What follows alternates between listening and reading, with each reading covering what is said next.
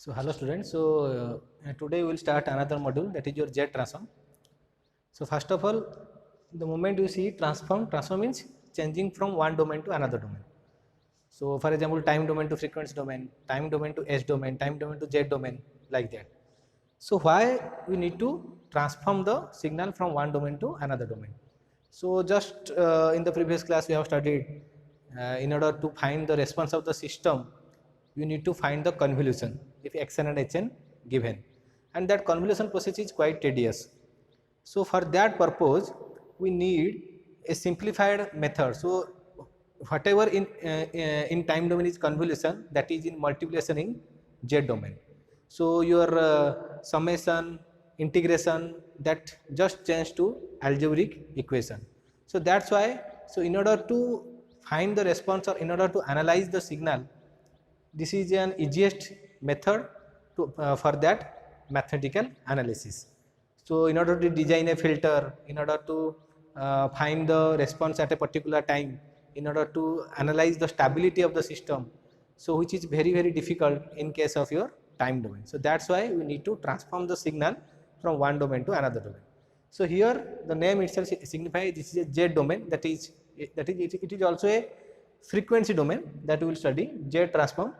So the definition for Z transform, the Z transform is of a discrete time signal xn is defined as x of z, which is equal to summation of n is equal to minus infinity to infinity xn z to the power minus n. Summation of n is equal to minus infinity to infinity xn z to the power minus n. So this is the definition. So we should remember the definition. Definition is summation of n is equal to minus infinity to infinity x of n z to the power minus n, where z is a complex variable.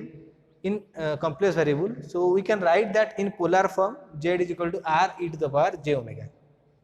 So in complex domain we have studied Cartesian form, that is a plus ib, then we have studied polar form, then we have studied exponential form. So this is a polar form of representation r e to the power j theta, where r is the radius of the circle. So this r is the radius of the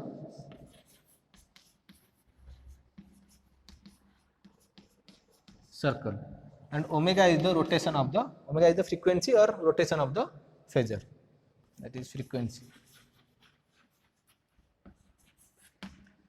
the rotation of the phasor, that we will see when we will study about the region of convergence. So basically this is a simplified method, that's why we are transforming the time domain signal to Z domain for analysis in a simpler way as compared to your time domain. So convolution becomes multiplication here. So we can easily analyze the stability of the signal, that we will study in this chapter. So first of all, we must understand one by one.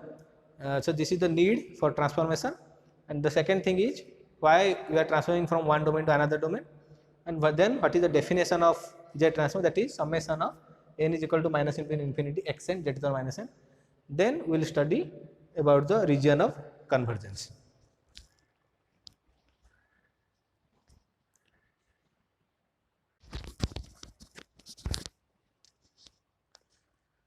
So as you can see from the definition, so Z transform is an infinite series, that is the summation is varying from n is equal to minus infinity to infinity xn z to the power minus n. Since the Z transform is an infinite power series, it exists for those values of Z for which the series converges. Converges means the series, you are adding the signal from minus infinity to infinity, but finally the result must be a finite value, that will give you a finite value. For that purpose only the Z transform will exist, otherwise the Z transform doesn't exist. So for each and every signal the Z transform doesn't exist. So in order to exist this series, the result must be a finite value, that is converges. So for that purpose we defined a region of convergence. For that purpose we define a region of convergence. So next definition will be a region of convergence.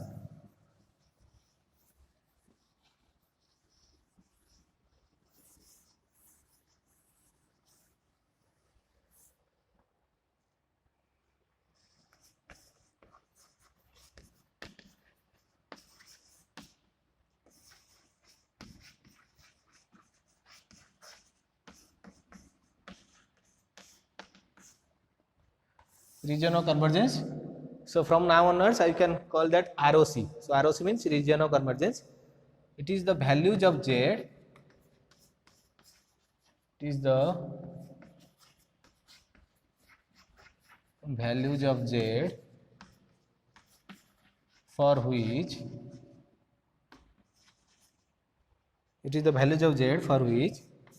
xz having xz convergence, or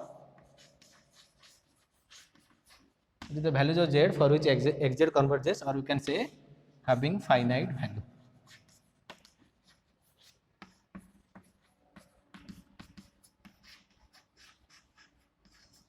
In 2 mark question they will ask you to define region of convergence. So region of convergence is the region where your xz means summation of n is equal to minus n to infinity xn z to the minus n must be converges. That means must attain finite value.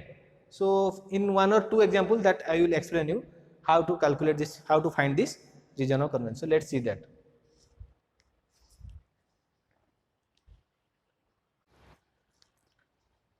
So first of all, see, to find the Z transform of a right sided sequence. The moment you find the Z transform and ROC of finite duration sequence means signal, finite duration signal. So as we have studied, the signal can be a finite duration means the signal must consist of finite number of samples. Just like this example, you can count the number of samples 1, 2, 3, 4 and 5. So obviously this is a finite duration signal. Then when a signal is multiplied with un, I have already explained you, then that signal is an infinite series, a to the power n un, like that we will study later.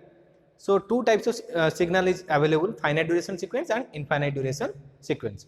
So first of all we will find the Z transform and region of convergence for finite duration sequence, and in that finite duration we have 3 types of signal. Here we will have clarity about that. The first types of finite duration sequence is right sided sequence. Right sided sequence. Why this is a right sided sequence? Because it starts from origin. It starts from, you can see here, the first sample is at origin, that is at n is equal to 0. Towards the left the signal is 0, all the samples are 0, but towards the right the sample is exists. That's why this signal is a right sided sequence, or we can say that this signal is a causal sequence because the value is starting from n is equal to 0. So let us find the Z transform of this signal as well as find the region of convergence, the Z transform, and I will calculate the ROC. You can see the upper definition. So what is the definition? Xz is equal to summation of n is equal to minus infinity to infinity xn z to the power minus n, z to the power minus n. So you can see here that is equal to, here first of all we define the summation, because this is not an infinite series. The definition consists of infinite series, but we can see here how many number of samples we can count here. 0, 1, from it starts from n is equal to 0, so that's why the lower limit is n is equal to 0, and this sample is 0, 1, 2, 3, 4, so up to 4. So always remember, students generally make mistake here that they count this as 1, then count it, and hence the limit is, the arrow mark always indicates the time value is 0. So the lower limit here is n is equal to 0 and the highest limit is 1, 2, 3 and 4. So n is equal to 0 to 4, we have xn z to the power minus n, xn z to the power minus n. So now open the summation. So if I open the summation, then what I will write? First I will write x of 0 z to the power 0 means 1. So plus z to the power 0 means 1, that's why I haven't written here. So then we have x1 z to the power minus 1, then we have plus x of 2 z to the power minus 2 plus x of 3 z to the power minus 3 plus x of 4, just I have opened the summation, z to the power minus 1. So then what I will write? In place of x of 0, we know the value is 1. So 1 plus, in place of x of 1, the value is 0. Hence 0 into z to the power minus 1, the value must be equal to 0. So I have don't no need to write that because x of 1 value is 0. Then x of 2 value is 3. So 3 into z to the power minus 2 plus, then we have minus 1, that's why this plus becomes minus, so it becomes minus z to the power minus 3 because x of 3 value is minus 1. Then we have x of 4, so plus 2 into z to the power minus 4. So this is the z transform of this signal xn. So you can see a algebraic equation. You can see a algebraic equation 1 plus 3 z to the power minus 2 minus z to the power minus 3 plus 2 z to the power minus 4. So just you can see z to the power minus 2 means 1 by z square, z to the power minus 3 means 1 by z cube. So for each and every value of z, this series exists except one value, that is z is equal to 0. Hence, we can now write the ROC is, here I can write the ROC, ROC means region of convergence. ROC is all values of z except z is equal to 0. That means, why except z is equal to 0? Because if you put z is equal to 0 in this equation, because this is the equation for x of z. So when I put the z value 0, this series tends to infinity because 1 by z square. So if you put the z is equal to 0, then this value is equal to this series tends to infinity. And if the series tends to infinity, then the series is not converging. Then the series not converging means the series leads to an infinite value. So that's why the ROC, here I have written all values of z except, so first except z is equal to 0. So first of all, whenever we have a given a sequence, first find the z transform, then see the series for which values of z the series tending towards the infinity, and that must not be included in your region of convergence. So region of convergence means for all that, in that value the series must attain a finite value, not an infinite. So you have to check. So for we can see here this is an algebraic equation, and for all finite value or all any value we can put real value or complex number value, that this series exists except z is equal to 0. So region of convergence is all values of z except z is equal to 0. So next we will solve another problem.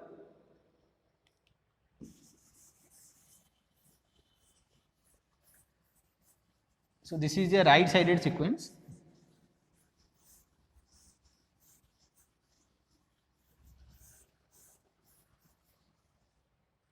So homework question for you. So let's find, then I will give you homework.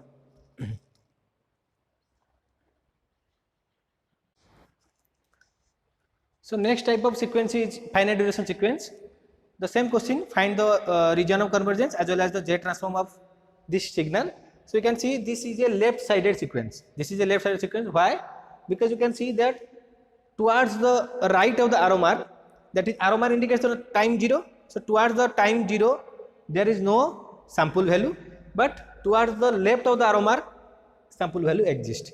So how many number of samples are present here? 1, 2, 3, 4 and 5. And what is the limit? That is, limit is from n is equal to -4 to 0, because this is 0, -1, -2, -3 and -4. So what is the definition of z transform? Xz is equal to summation of